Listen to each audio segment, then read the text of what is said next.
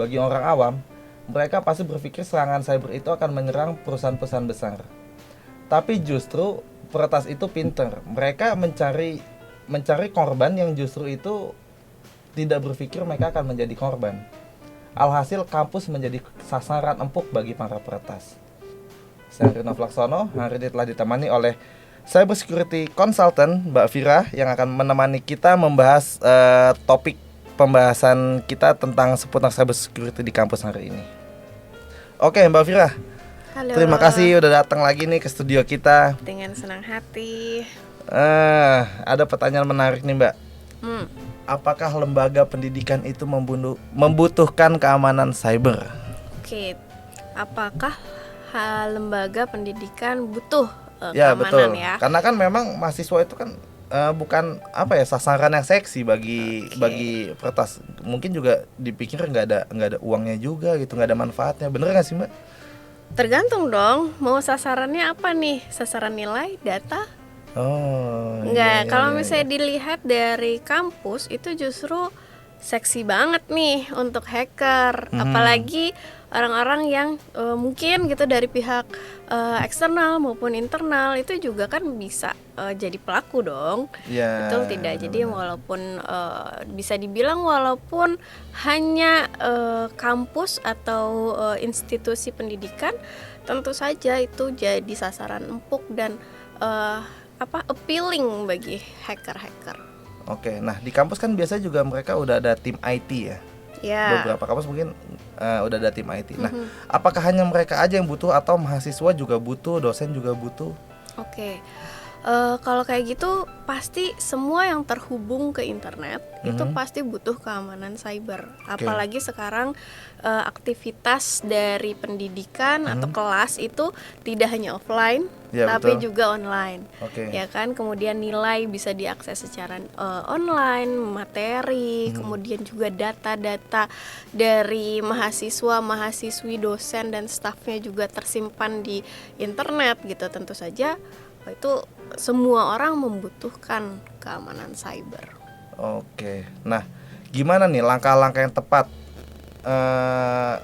untuk kita supaya nggak menjadi korban serangan cyber di kampus? Oke, langkah-langkah yang tepat. Ya, betul. Menarik.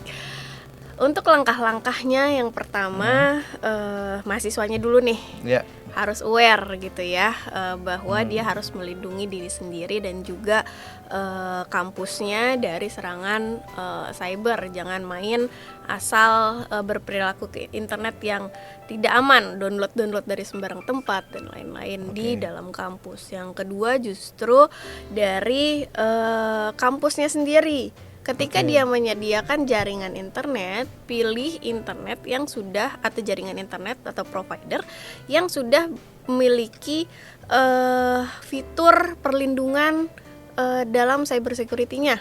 Gitu. Dalam hal ini mungkin pilih internet yang sudah memiliki endpoint security seperti Exitium gitu yang melindungi pengguna-penggunanya dari serangan-serangan malware, virus, phishing attack, bahkan untuk memberikan kenyamanan ketika sedang beraktivitas di internet. Oke, dari episode kemarin maupun hari ini Mbak Vira juga sudah menyebutkan Exitium nih.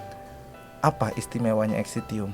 Oke, Exitium ini dia yang pertama, dia bukan antivirus biasa. Oke. Ya, bahkan bisa dibilang ini adalah reinkarnasi atau bentuk lain dari antivirus yang lebih jago, lebih advance karena memiliki fitur-fitur yang tidak hanya melindungi penggunanya dari virus dan malware, tapi juga dia bisa membiarkan si virus ini ada di dalam satu lingkungan yang terisolasi. Jadi si virus itu mengira sudah memasuki gadget kita atau jaringan kita, padahal tidak. Dia udah menyiapkan satu lingkungan khusus untuk si virus itu berada. Jadi ketika gadget kita masuk, virus itu tidak akan masuk ke dalam gadget kita nih, jaringan kita tetap terlindungi. Nah, nanti dia akan memberikan notifikasi apakah kita akan menyingkirkan si virus ini secara otomatis atau kita harus melihat lagi gitu kan. Kadang-kadang ada yang terdeteksi padahal itu bukan virus gitu ya. Betul. Nah, si Exitium ini punya kemampuan untuk menganalisis hal tersebut gitu. Oke. Nah, kalau antivirus lain ya, biasanya mereka itu ada sering diupdate dan lain-lain. Nah, Exitium ini seperti itu atau memang sistemnya dia nggak pakai update, tapi semua misalkan ada file berbahaya itu masuk langsung di karantina seperti itu, Mbak? Oke. Nah, keistimewaan Exitium itu tidak melulu minta untuk patching. Oke. Atau untuk untuk update terus-terusan gitu ya. Betul. Ketika kita tidak update terus kita tidak terlindungi gitu. Karena si Exitium ini punya teknologi AI yang dia mengambil data-data dari dari internet untuk lihat apa sih tren serangan pada saat ini. Gitu. Nah, itu nanti akan digunakan untuk mendeteksi apa saja yang masuk ke dalam jaringan kita. Ketika kita lakukan atau berselancar di internet, dia akan menganalisis tuh apakah itu termasuk phishing, malware atau hal-hal yang berbahaya. Oke, terakhir nih, Mbak. Kampus itu kan juga rentan terhadap serangan malware. Biasanya kasusnya tuh kayak apa aja sih, Mbak? Oke. Malware yang sering terjadi di kampus? Malware itu mulai dari yang paling receh ya. Mungkin ada mahasiswa yang iseng atau justru bukan mahasiswa tapi dari lingkungan luar yang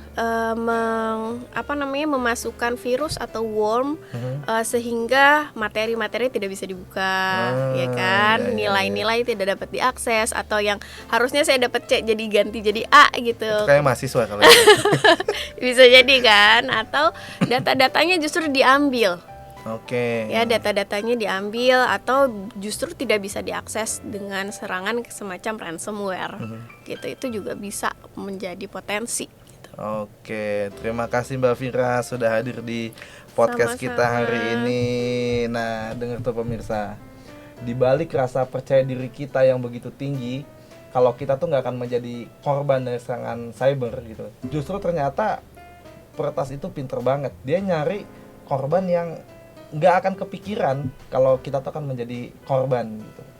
Nggak peduli kita seorang mahasiswa atau pekerja kantoran, tetap aja apapun dari diri kita itu pasti bisa menjadi peluang bagi mereka. Apalagi di kampus itu banyak banget yang bisa mereka lakukan, mulai dari mengunci file-file tentang pertanyaan ujian atau mengubah nilai. Mungkin biasa dilakukan oleh mahasiswa iseng seperti itu. Oleh karena itu, sebaiknya kita bukan hanya kita yang menggunakan keamanan cyber, tapi juga pihak kampus harus bekerja sama dengan perusahaan ISP yang melindungi jaringan mereka dari serangan cyber. Saya Rina Flaksana Putra, sampai jumpa di episode selanjutnya. Salam.